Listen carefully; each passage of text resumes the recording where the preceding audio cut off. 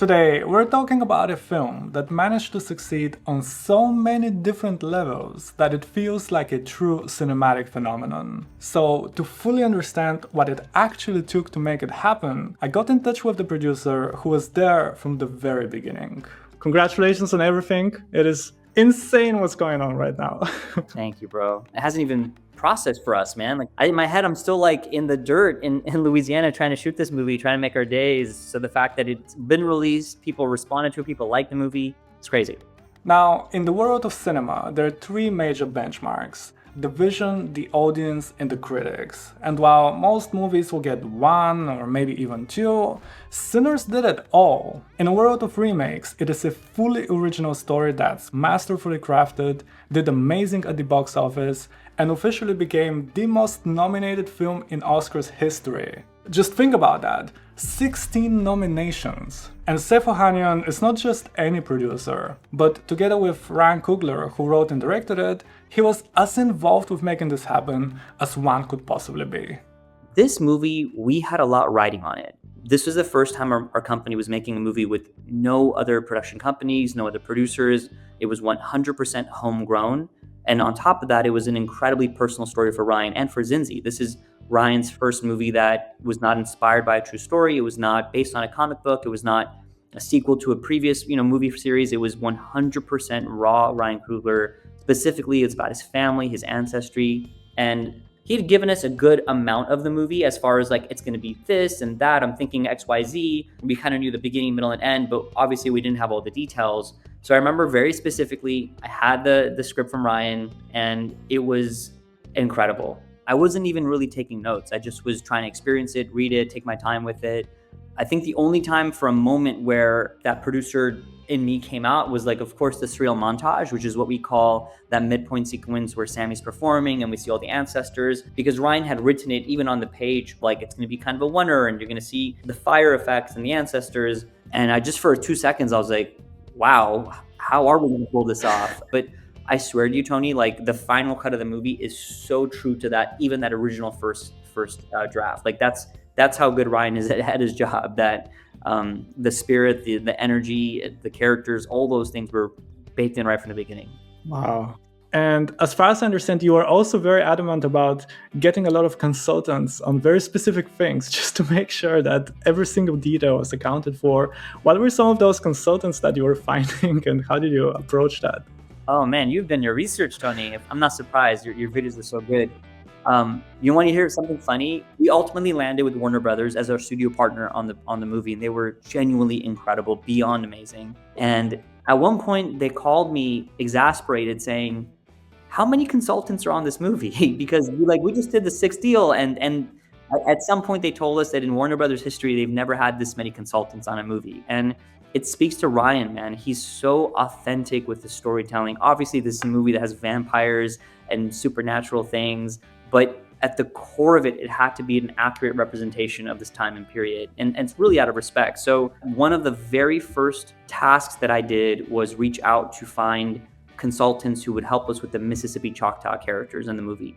And, for that is read the script, tell us, is this all feeling accurate? Help us cast these characters. Please consult with Ruth Carter, who's our costume designer, to ensure that we're doing those costumes and the wardrobe correctly. We brought on a historical economic consultant who had never really worked on a movie, but he was able to tell us, okay, if the twins are going to be handing over a bag of money at the beginning of the movie, like to buy this warehouse, how big should that bag be? How much money would that be? We had a historical gambling consultant. I was on a Zoom with somebody who's in Vegas, who's like the world's biggest gambler, and it was so fascinating to okay, well, there's a couple of shots where the guys are playing cards. What are the card games they're playing, and who should have how many chips on their side of the table?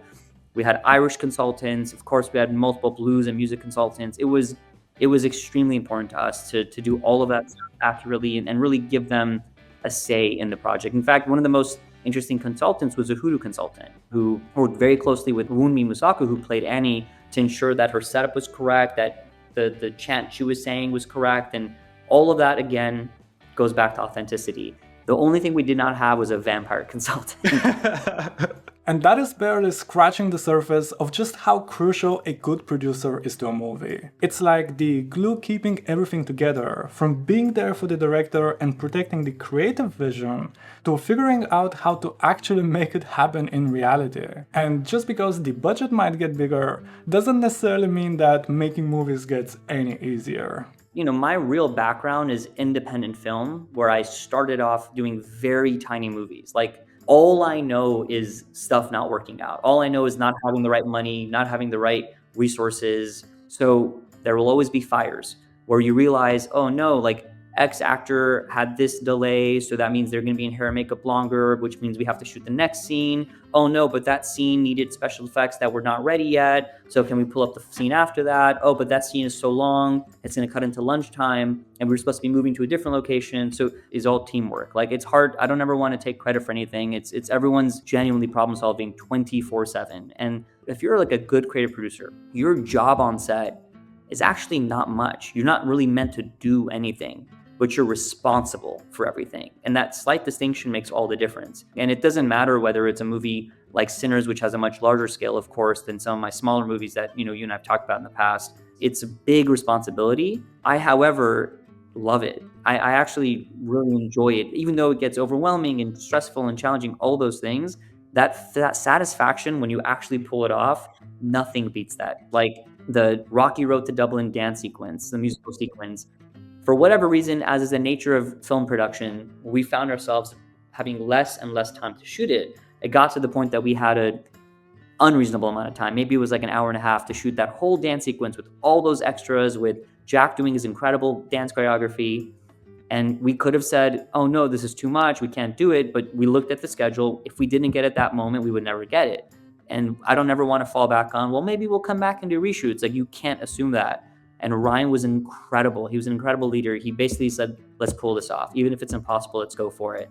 We mobilized. I remember that was one of the few times in my career with 30 plus movies that I found myself in the makeup trailer with their incredible makeup team and hair team. Like, okay, let's get this on. Let's get that on. Let's go, go, go, go. Everyone chipped in. We were like dancing, running, doing all that energy as the sun was coming up. And of course, these are vampires, cannot have sun in the scene. We pulled it off, Toni. The last effing second we pulled it off, and we were exhausted. We really should have gone straight to bed and gotten ready for the next day, but we all went and got waffles because it just felt so good despite that crazy chaos that we were able to pull it off. And I still believe this, and I know that my actors agree, that sequence, you can feel that energy, that like everyone was really in on it for real. So it's overwhelming, but it's also fun. Yeah, you touched a little bit on this, but was there a moment on set as you were filming when you just stopped for a second and you thought to yourself, we're really making something special right now? It was our first day of production. And that was the day where Stack is driving Sammy for the first time. And he asked Sammy, play something on your guitar. And Miles played Travelin'.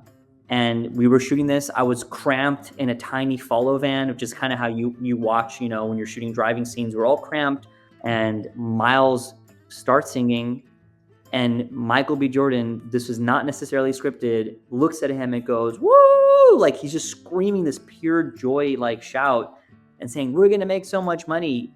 And Michael's expression was, he's an incredible actor, no doubt, but just so earnest. It made me realize, like, oh man, like, this is going to work. Like, not that we're going to make so much money, but like, yo, we're about to make something really special. That the fate of the universe allowed this young man named Miles to be in a car with one of the world's biggest movie stars and perform his art, and for Miles to react to it in real time. And for all of us in this bumpy van watching this, I just knew right then and there, like, this is a special movie. And it was just beautiful, man. Like, it was, I think we all looked at each other like, yo, this is going to be a crazy, difficult, challenging shoot, but it's going to be special. And it was. This is officially the most nominated film in Oscar history. 16 nominations. Again, congratulations. Has this set in yet? Are you thinking about this? It has not set in, if I'm being honest with you, just because we've been so busy with so many of our other projects. And I feel very grateful to have played a small role in it. This is Ryan's film, but we never, ever talked about awards in the making of this film. So did I always know the movie was going to be a hit? Absolutely not. Did I always know that we were making a great movie? Absolutely yes. I have that faith in Ryan, and I have that faith in the whole team. I mean, Michael's performance alone made it a classic, let alone be all of the actors who came together the way they did. And when people started, talking about the movie and seeing the movie and watching it again and again, oh my goodness, it just made me so happy, because it's an original movie.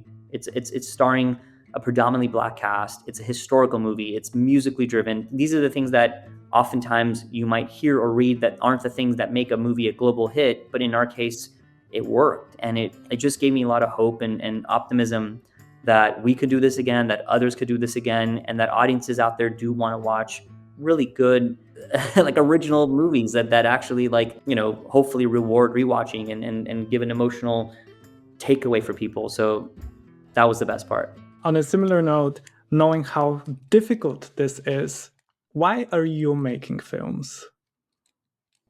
Would you believe no one's ever asked me that, Toni? Dang. Okay. The longer story is, like, I grew up being introduced to storytelling by my parents. My mom would take me to the library and, like, initially force me to check out books, but by the end of it, I was begging to go to the library and read more books. My dad took me to Blockbuster Video, which is a big video chain here in America. And for me, like, I would watch with my dad Back to the Future a lot. We rented it so much that it made zero financial sense. We should have just bought the VHS. But in watching it over and over again, something happened where I started picking up on all the little details that Zemeckis and his team put into that film, that it really rewarded rewatches. And you could see that there's little Easter eggs and character tweaks and the way you could just see that the craft and care that went into that. And I was mesmerized, because this thing that gives me, my dad, so much joy just to watch and be entertained, there was a real deep artistry in that. And I thought to myself, if I could ever have the dream as an Armenian American immigrant, if I could ever demonstrate this type of artistry or be part of a team that could do that, man, like, that is the highest thing I could possibly ever do. So for me, like, why do I like to make movies? It's because I think we play a role in giving people joy and pleasure by watching a good movie. They get to experience something. They get to be transported to something. My company's name is called Proximity. The idea is we want to tell stories that bring audiences in close proximity to often overlooked subjects. That in watching a film like Sinners, you might be exposed to things about American history you've never thought about, all while being entertained, all while being moved. And if somebody grows up one day watching Sinners and saying that was their favorite movie, I feel like my purpose is done. Hopefully they weren't watching it while they were growing up. Maybe they watched it once they were fully grown. But yeah, does that make sense? Absolutely. What part of being a producer do you find the most rewarding for you personally? I have to be honest, it's watching an audience watch your movie for the first time. And I often try and get a seat kind of like to the edge. So, like, I'm kind of watching the audience react to things, especially when you know that there's a big twist coming up or a big jump scare or a big emotional moment. That is the most satisfying. That beats everything for me, whether it's a test audience or a real audience in the real theater. I would take that over any red carpet or any premiere party or any award. Nothing gives me more joy, because it just makes you realize that, like, you've created an experience for people the way that all the great filmmakers once upon a time did for me and for you. That's the best part, by far. Sorry, Sev, there's someone at the door.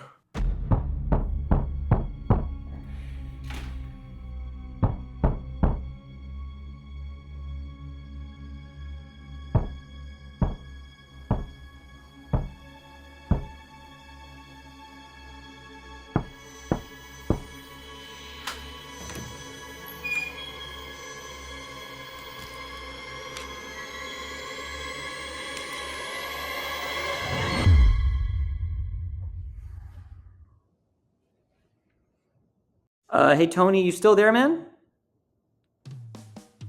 And to finish it off, I wanted to share a quick little personal story, because I actually first met Sev all the way back in 2022, when I only had a few hundred subscribers and had only made a handful of videos. But despite that, not only did Sev agree to be the first person I ever interviewed, when, let's be honest, he had absolutely nothing to gain from it, but we ended up talking for much longer than originally planned. Without even realizing it, he played a key part in me continuing to do this because he gave me that much needed validation very early on. We then continued to keep in touch for years, and when in 2025 I miraculously won a YouTube-related trip to LA, he invited me for lunch in an actual real-life Hollywood studio. Which, you have to understand, for someone coming from a small little town in Bulgaria, was absolutely mind-blowing. The reason I say all of that is because you'll notice that Sev is always going out of his way to praise the people he's working with. I mean, just in this conversation alone, he must have named at least half of the crew from Sinners by name. So I wanted to take a moment and give him some credit. If you see pretty much any of the interviews he's ever done, it's painfully clear not only how passionate he is about his work, but how genuinely nice he is. So knowing a bit of his story, like how he started with nothing more than just a little home camera, to how much work it took to achieve all that incredible success, while still remaining down to earth, makes me happy not only for him as a person, but happy as a film fan in general. Because as long as there are people like him in the film industry who are doing it for the right reasons, it will be fine. So go check out Sev on Instagram, give him a follow, tell him I sent you, keep up with his upcoming projects, and I will see you in the next one.